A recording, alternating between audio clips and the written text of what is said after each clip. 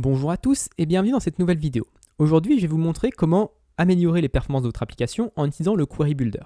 Donc là, j'ai une timeline de la debug bar où on voit que le Query Builder a fait l'opération en 93 millisecondes, alors que les fonctions PHP l'ont fait en 2,55 secondes. Donc une énorme amélioration de performance. Sachant que le Query Builder a donné exactement le même résultat que les fonctions PHP. On le voit ici, les deux items que j'affiche, ce sont les différences entre les deux résultats. Donc exactement le même résultat en 20 fois moins de temps. Et en plus, la query qui est située ici ne s'exécute qu'en 32 millisecondes.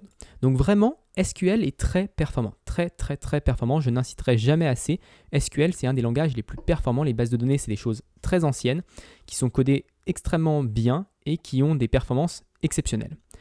Si on regarde les requêtes qui sont faites après, elles sont limite plus longues, alors qu'en réalité, elles font moins de choses.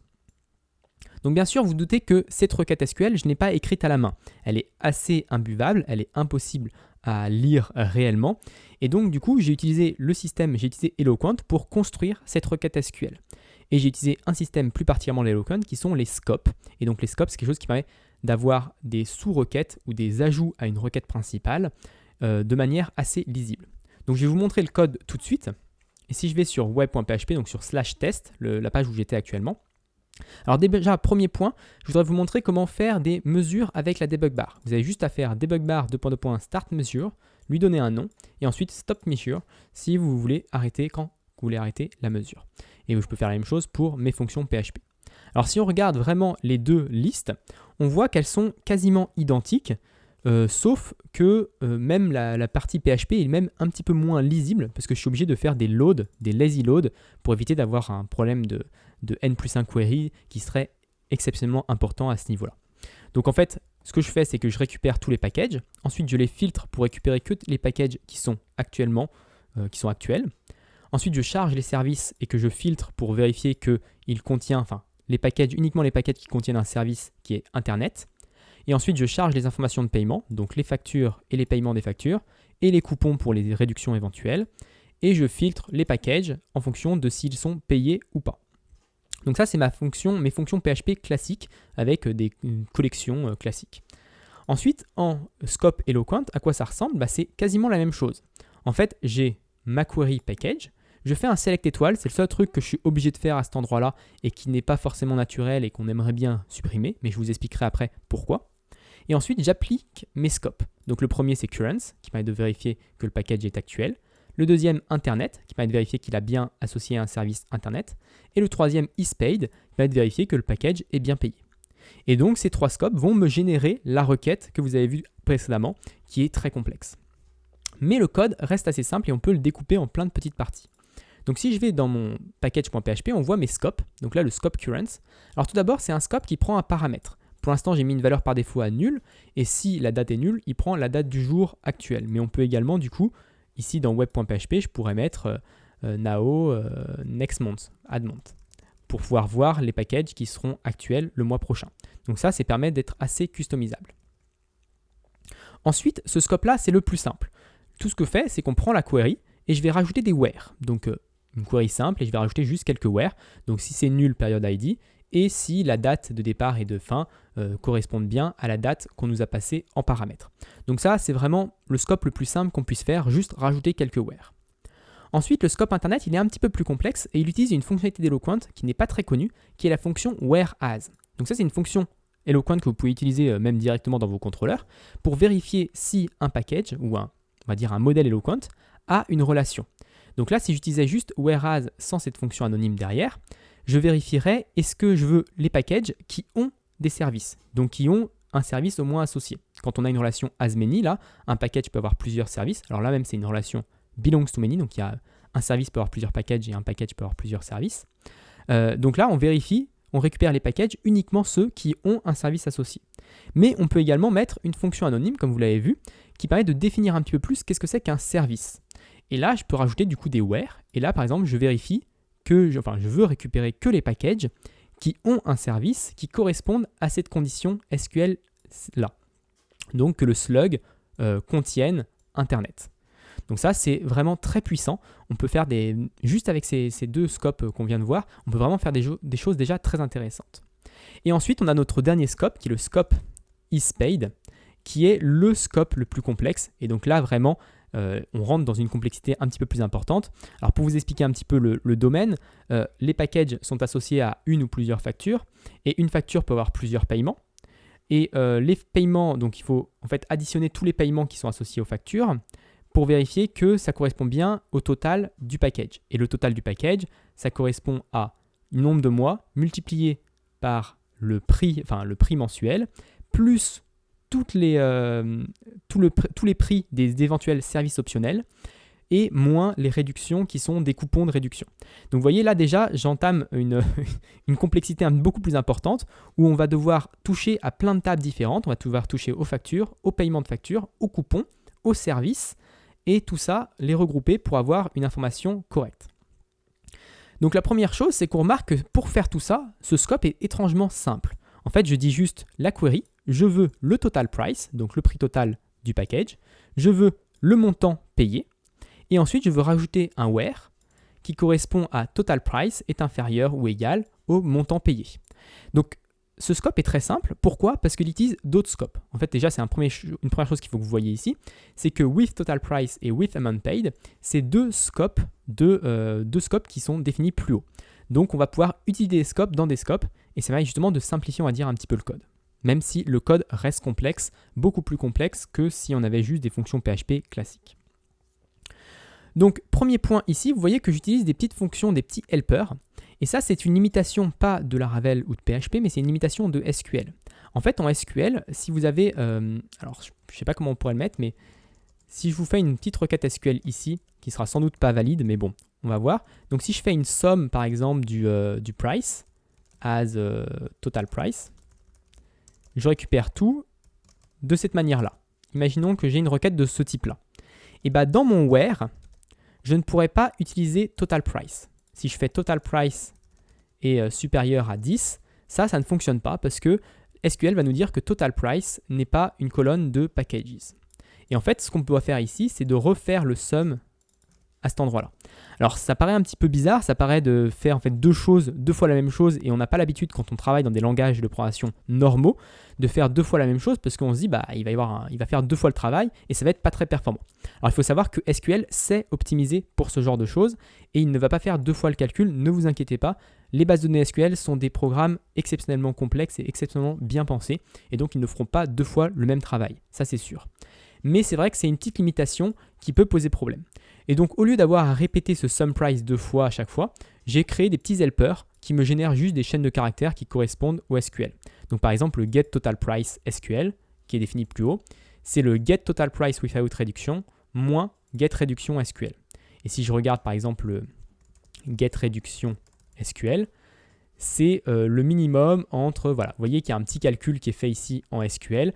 C'est comme chose qui est complexe à retaper, je ne voulais pas le retaper à chaque fois, donc je me suis fait des petits helpers. Et on pourrait peut-être les extraire dans une classe séparée ou dans une fonction séparée. D'ailleurs, tous ces scopes-là, on pourrait les extraire dans des fonctions séparées, dans des classes séparées, pour avoir quelque chose d'un peu plus propre. Mais en tout cas, voilà, ça fonctionne. C'est une limitation SQL. On est obligé d'utiliser ce petit helper si on ne veut pas avoir à retaper à chaque fois les choses et ne pas avoir des problèmes avec, si on tape ici total price, d'avoir un problème en disant SQL erreur, total price n'existe pas. Donc ça, c'est un des premiers points qui est un souci SQL et que j'ai contourné en utilisant des helpers. Ensuite, on a les différents, par exemple ici le with total price, qui sont des scopes. Et là, je vais attaquer un deuxième problème, c'est que vu que là, j'utilise des scopes, des sous-scopes, et je vais pouvoir, dans des autres sous-scopes, réutiliser des sous-scopes, etc. Et des fois, on a des choses qui se recoupent, c'est-à-dire que le même scope est utilisé dans deux fonctions séparées. Et là, c'est une limitation par contre de Laravel, et c'est un petit peu dommage. C'est que par exemple, si je prends ici et que je fais un with total price, ici, on pourrait se dire ça fonctionne. Le with total price, il est déjà appelé dans un de ces trois scopes, dans le isPaid d'ailleurs, il est déjà appelé. Mais bon, ça ne change pas grand-chose, je l'ai appelé deux fois, d'accord, très bien. Le scope est appelé deux fois, mais bon, voilà, il me le supprime, il me le fait qu'une seule fois, et ça devrait ne pas bugger l'application. Sauf que là, si je réactualise, on va avoir une exception parce que Laravel va essayer d'appliquer deux fois le même scope et du coup SQL va nous envoyer une erreur parce qu'il va y avoir des colonnes qui vont avoir le même nom, des tables qui vont avoir le même nom et du coup ça va le faire planter. Donc ça c'est une erreur de Laravel je trouve de ne pas prendre en compte ce genre de choses et de ne pas dire si ce scope-là a déjà été appliqué, ne le réapplique pas au Query Builder. Et j'ai pas trouvé même de moyen pour récupérer la liste des scopes et le faire manuellement. Dire si dans la liste des scopes il y a déjà ce scope-là, ne l'applique pas. Ça, j'ai pas trouvé comment le faire et j'ai l'impression que ce n'est pas possible parce que dès qu'on appelle la fonction scope, Laravel directement le passe au Query Builder et applique les éléments différents au Query Builder sans nous laisser la main sur est-ce que je veux le faire vraiment ou pas. Donc ça, c'est vraiment un problème de Laravel. Et même si ça ne m'a pas posé énormément de problèmes, il y a un endroit où j'ai dû supprimer en me disant là, je ne peux pas le remettre, le scope. Il faudrait qu'il y soit. Mais vu qu'il est déjà appelé autre part, je ne peux pas le mettre ici. Et donc, du coup, il faut voir que si j'appelle les fonctions séparément, peut-être que j'aurai des problèmes à ce niveau-là. Donc, c'est peut-être un petit peu flou, mais voilà, on ne peut pas rappeler 2 fois le même scope et c'est dommage. Il faudrait que je vois dans le code de Laravel s'il n'y a pas moyen de faire une pull request pour améliorer ça. Ensuite, on a d'autres systèmes. Par exemple, si je vous montre un scope un petit peu plus intéressant, si je prends par exemple ce scope-là qui est le with amount paid. Donc, je veux récupérer le montant qui a été payé pour ce package-là. Donc, pour ça, je vous rappelle, il faut que je récupère le montant payé pour chaque facture et que je fasse la somme de ça. Et donc là, je vais récupérer, grâce à ces 3 petites lignes que j'ai trouvées dans le code de Laravel, qui n'est pas dans la documentation, voilà, j'ai réussi à récupérer une requête pour une relation. Donc là, la relation invoices. Et grâce à ce relation noConstraint, j'ai réussi à récupérer une requête qui correspondait à une requête belongs to many, donc quelque chose d'assez complexe à faire, donc il y a un inner join, etc. Donc c'est quelque chose que je n'avais pas envie de réécrire à la main. Donc j'ai récupéré la relation, et le noConstraint me permet d'avoir une relation nue de la liaison avec package. Donc en gros, j'ai récupéré juste comment récupérer les invoices sans avoir la liaison avec package, parce que la liaison avec package, je vais la faire plus tard. Donc ensuite, une fois que j'ai cette requête-là, je vais pouvoir appliquer le scope with amount paid. Et ce scope-là, ce n'est pas le scope de package, c'est le scope de invoice. Parce que dans mon modèle invoice, j'ai également un scope with amount paid, qui lui fait le lien avec la table paiement et qui fait une somme des montants payés pour le rajouter à la table invoice. Et ensuite, le package fait la même chose, il récupère les factures avec leur montant payé et il fait la somme du montant payé pour chaque facture et il les ajoute à package. Donc vous voyez comment il y a une imbrication de scopes dans des scopes qui est, on va dire, un petit peu perturbante et un petit peu compliquée à débugger, ça c'est sûr. En plus, ça fait une requête qui est vraiment illisible après, donc on a un peu de mal à débugger même la requête SQL. Mais c'est le prix à payer pour avoir les performances. Donc vraiment, si vous cherchez des performances à tout prix, c'est le système à utiliser. Mais il faut bien voir les désavantages de ce système-là, c'est que c'est assez compliqué à mettre en place et à débugger par la suite. Ensuite, une fois que j'ai créé ma relation invoice avec le montant payé et la somme qui va bien, je peux la joindre à ma requête initiale, qui est ma requête package query que j'ai reçue ici. Donc je la joins avec ma requête initiale et je fais la jointure classique. C'est pour ça que le noConstraint était important ici, pour que je puisse avoir ma requête simple que je puisse améliorer ici et ensuite faire ma jointure à la main.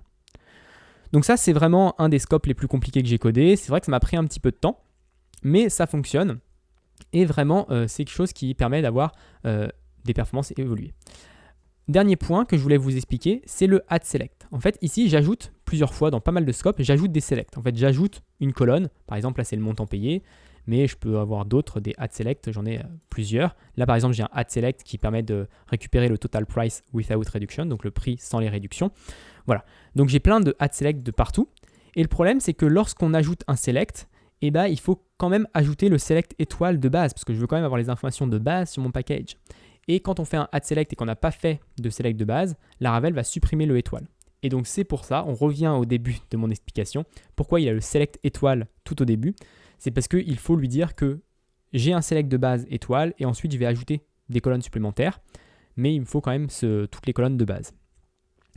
Donc voilà pour cette vidéo, j'ai conscience qu'elle doit être un petit peu complexe à comprendre.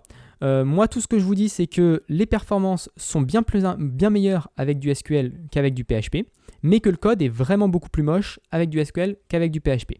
Ensuite, c'est à vous de voir en fonction de vos applications quel est le curseur à mettre. Est-ce que vous voulez plus de SQL, moins de PHP, plus de PHP, moins de SQL. Il n'est pas obligé d'aller aussi loin que ce que j'ai fait ici. Si vous voulez utiliser des petits scopes pratiques, vraiment les 2 premiers que je vous ai montrés, le scope Currents et le scope Internet, sont des choses assez simples à mettre en place et qui peuvent vraiment améliorer déjà vos performances de vos applications et qui finalement sont très lisibles. C'est dès qu'on commence à taper dans des relations un petit peu plus complexes que là, on va avoir des problèmes à ce niveau-là. Voilà pour cette vidéo, j'espère qu'elle vous a quand même plu malgré la complexité. Et si elle vous a plu, n'hésitez pas à vous abonner et à la partager. Et moi, je vous donne rendez-vous très rapidement dans une autre vidéo sur Laravel.